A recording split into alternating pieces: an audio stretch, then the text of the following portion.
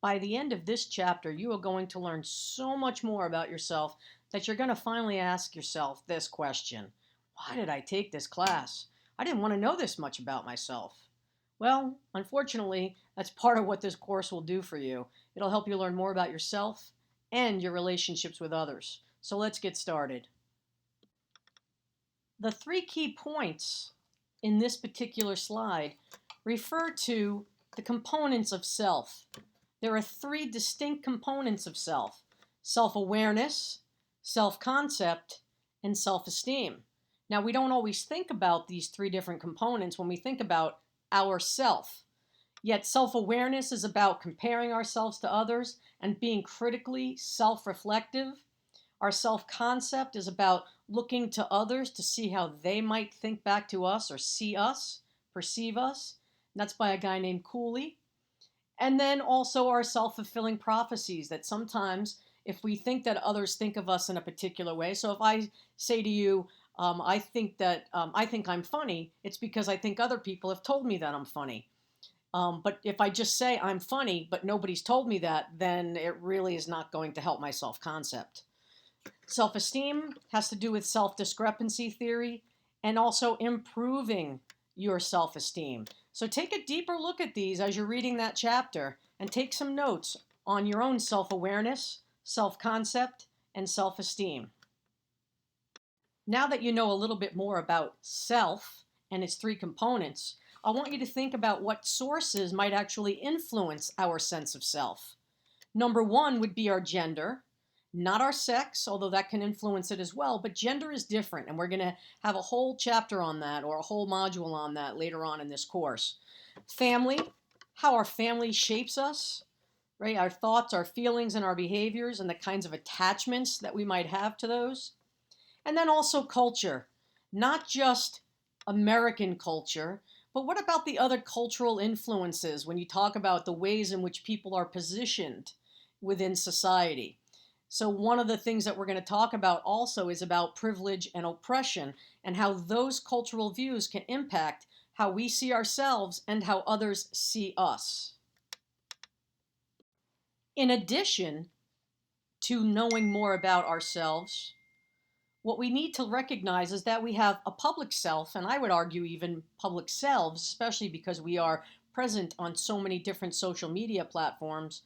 And we also have a private self, one where we're more cautious about who we share information with and the types of information we might share with them and when.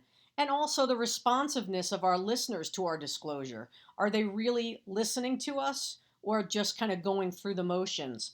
So the second part, private self, is about the interpersonal process model of intimacy. How much information you share is about how much information that you share, which then leads to the amount of intimacy you share. Again, not so much a physical intimacy, but a communication intimacy.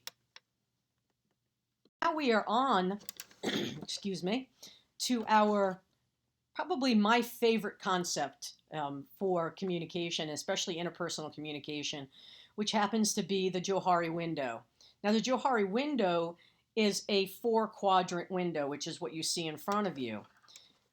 One of the important things is that this is about your relationship to other people. It's your relational self. So if you put yourself in 4 different quadrants, and there are always 4 quadrants, but those quadrants will change in terms of their size and shape as relationships begin to develop, right, or destruct, or fall apart, if you will. But one of the things I love best about this chapter is that they talk about open self to others. And they use the Shrek and Donkey example of the onion. I loved when I saw the movie Shrek the first time, the original one, number 1, where he says, no, ogres are like onions, right? And then Donkey tries to figure out what that means. Well, he's actually explaining the Altman and Taylor social penetration theory, where he's talking about how they have different layers and they don't let so many people inside, right? Very few people are allowed to get to the core of the onion. So we also then have to deal with not only our open self, but our hidden and our revealed selves.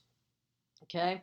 So what we have are 4 selves: an open or public self, a blind self, a hidden area or a hidden self, and an unknown.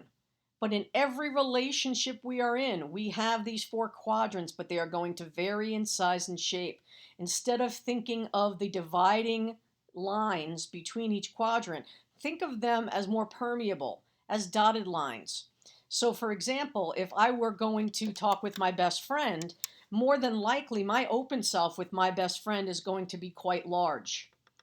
My blind area, I believe, will be smaller.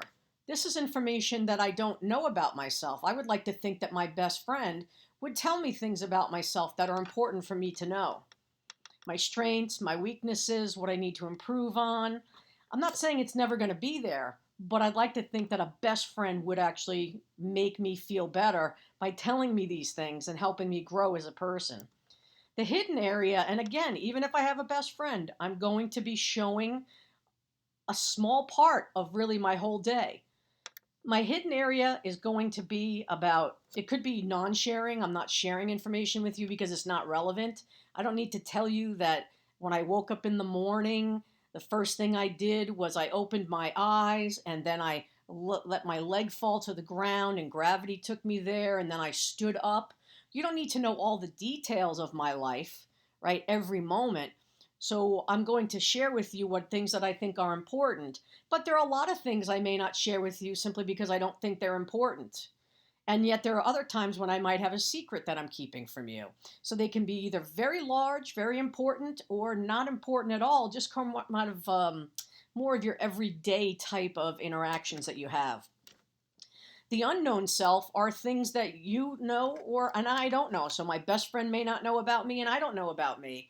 And once these things become more prominent, right, they appear, then they become part of my open self. And then I can decide if I want to keep it hidden or if I want to keep it in the blind area, right? That's my best friend would be deciding that. So these four selves are really important. So the Johari window model actually kind of includes it within each quadrant.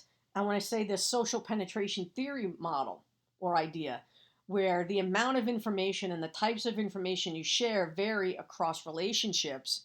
And the closer you are, the more intimate you are, usually the larger your open self. Okay, but if you are starting to put some distance between yourself and your friend, then perhaps your open self is getting smaller and your hidden self is getting larger. So it's a great way, I think it's a visual way to think about how we change as human beings and in our relationships and how those relationships might actually dictate the kinds of information we are expected to share and then do share. Oh, to be competent. Don't we all want to be competent? Why else would we be taking courses and trying to develop ourselves by getting a degree? One of the things that we have to do is we have to know how competent we are in our self-disclosure. Do we know who, what, where, when, and why? And even how to share information with others. We have to not only know ourselves, we have to know who we're speaking with or to. We don't want to force the other person to self-disclose. So if you say to somebody, I love you, and they don't say it back, that's okay. Because if the expectation is that you're saying it so they'll say it back to you, that's not complete competence in your self-disclosure in that relationship. So know yourself, know your audience, don't force the other people to self-disclose. And try to avoid gender stereotypes and other stereotypes too, which we're going to get to in a few modules. Be sensitive to cultural differences. In many cultures, it's not important to share things about yourself. What's more important is how the group as a whole or the culture as a whole, the collective does rather than the individual does. And this occurs in many Asian cultures like Chinese culture, Japanese culture, Thai culture. And go slowly. There are going to be times when you might get on an airplane, soon, eventually, we hope, that you will want to just share your whole life story with somebody because you know you'll never see them again. And sometimes that's okay. But if it's somebody you want to develop a long-term relationship with, whether it's a friendship, right, or a more romantic type of relationship or a workplace relationship, then you want to go slowly and be careful about what you are choosing to share because oftentimes people will share similar things back and you may not want to know that about them. And also, we don't want them to feel obligated to do so. So go slowly. Think about the kinds of information. Think about the social penetration theory here. One of the things that Altman and Taylor did many years ago when they put this theory out there for us was they were talking about where our political beliefs were, right? And a higher level, if you will, a more superficial level. But I think today, if we look at it, many people will keep their political secrets and positions all the way into a relationship until they know that they are committed to this friendship or this relationship. So some of the ways in which the layers in that model were talked about or expressed back when it was created may change a little bit based on the context, right? The current cultural climate. So think carefully about how you are self-disclosing. Begin to think about all of the different online media presences you have. You might have a Facebook presence, TikTok, Instagram, Twitter, Tinder, right? Yes, I know about things like Tinder. I know that sounds kind of odd, but I do. I have friends who are on Tinder. But you have to be able to think about your online selves.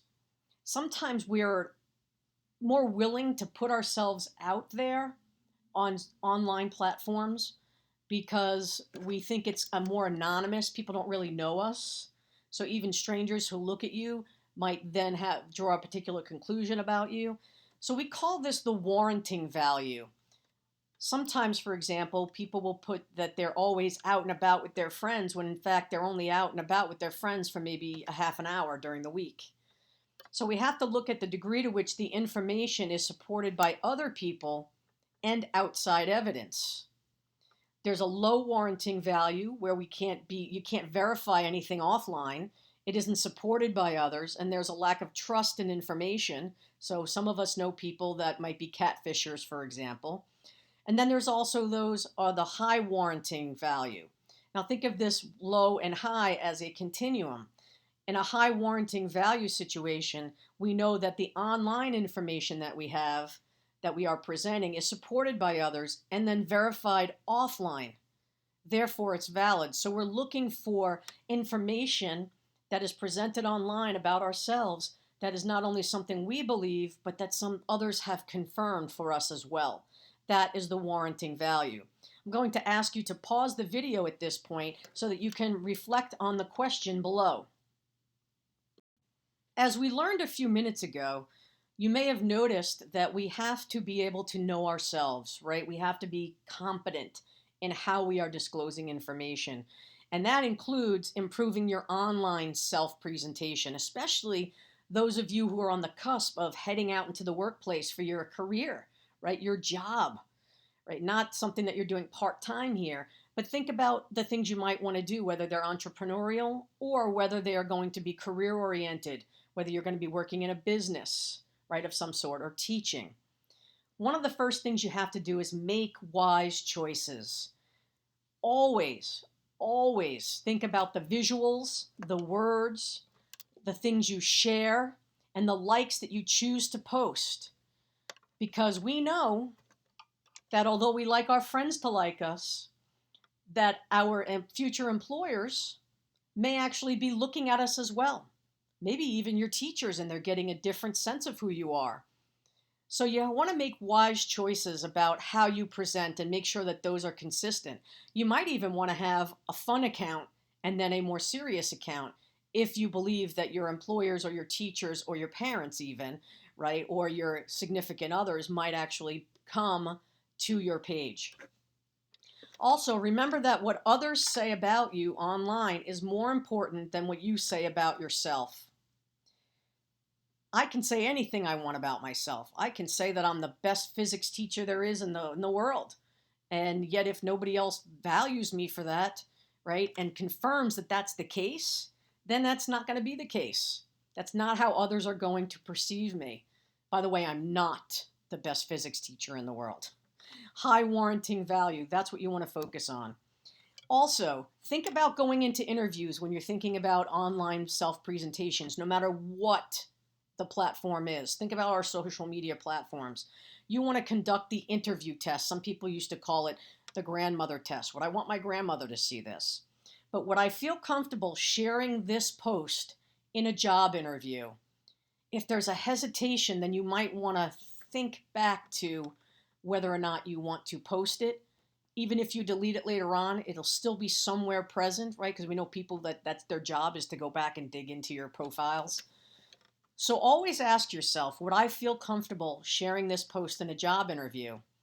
And if you're going to be an entrepreneur and work for yourself, then think about your grandmother, right? Or the person who you think is the most fragile person in your life, who might actually become disturbed by some of the things you might post. Now, while this video may be short, what you need to make sure that you do is go back and read through your textbook. The Reflect and Relate textbook is going to provide context and examples.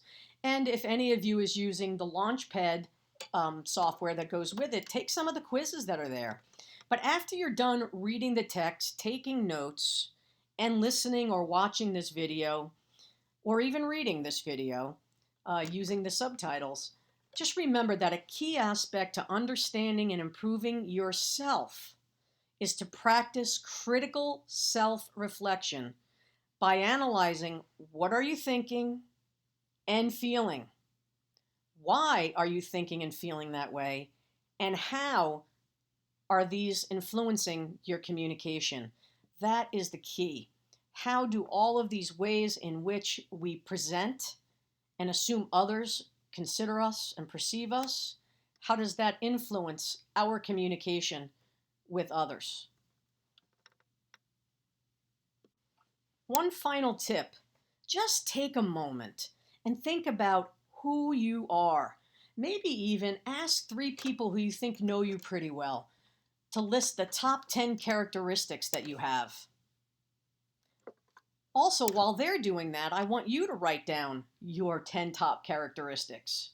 Good or bad, positive or negative, it doesn't matter. Then I want you to compare the lists and think about if you believe you are bright and a critical thinker, are you expressing that enough so that others are confirming that for you and would describe you in those ways?